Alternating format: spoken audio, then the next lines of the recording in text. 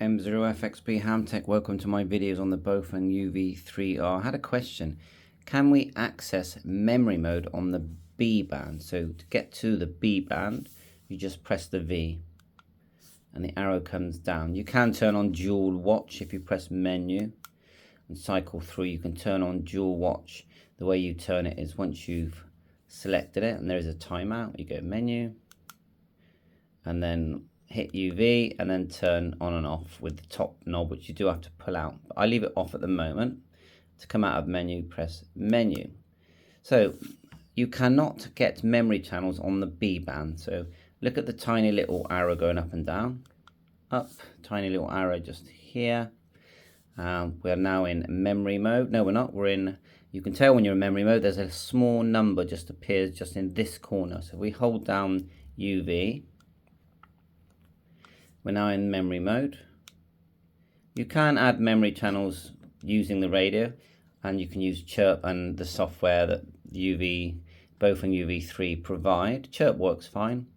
And look, we can go through. And the nice thing is, normally when you're in VFO mode, so I go hold down the UV again.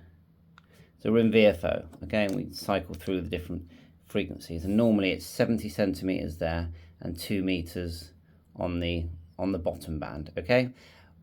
Now, if you want to have 2 meters and 2 meters, the nice thing is when you go into memory mode, so we'll hold it down, go into memory mode, go to a VHF channel, and you've got VHF and VHF, so that's quite nice. Volume, press here, turn the volume down.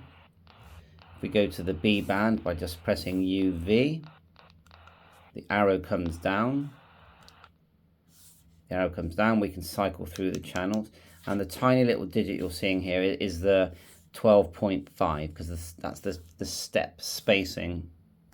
You change the step spacing by going menu and then cycling through till you see the word step, and of course there's lots of menu settings here, but there it is there. Press UV and then you can change UV.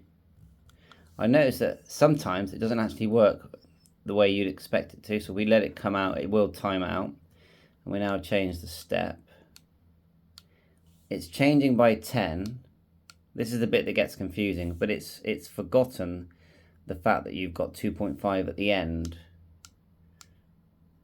so that's a bit of an interesting one. But anyway, have a little play.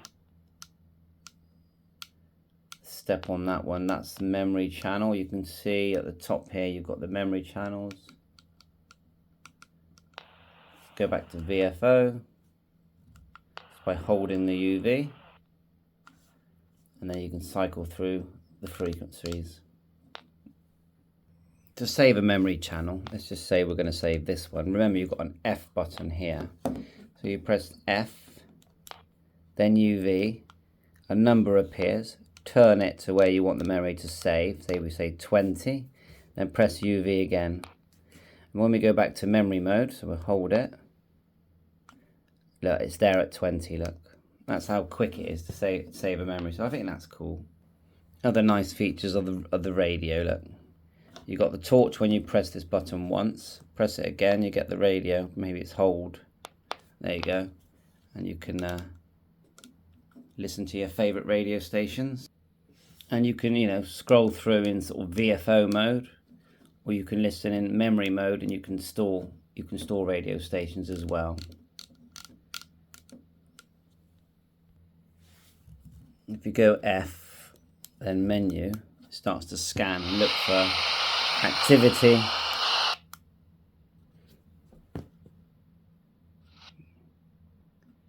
So that's how you scan. And if you're in memory mode, it allows you to do F menu and scan your memories of your music radio.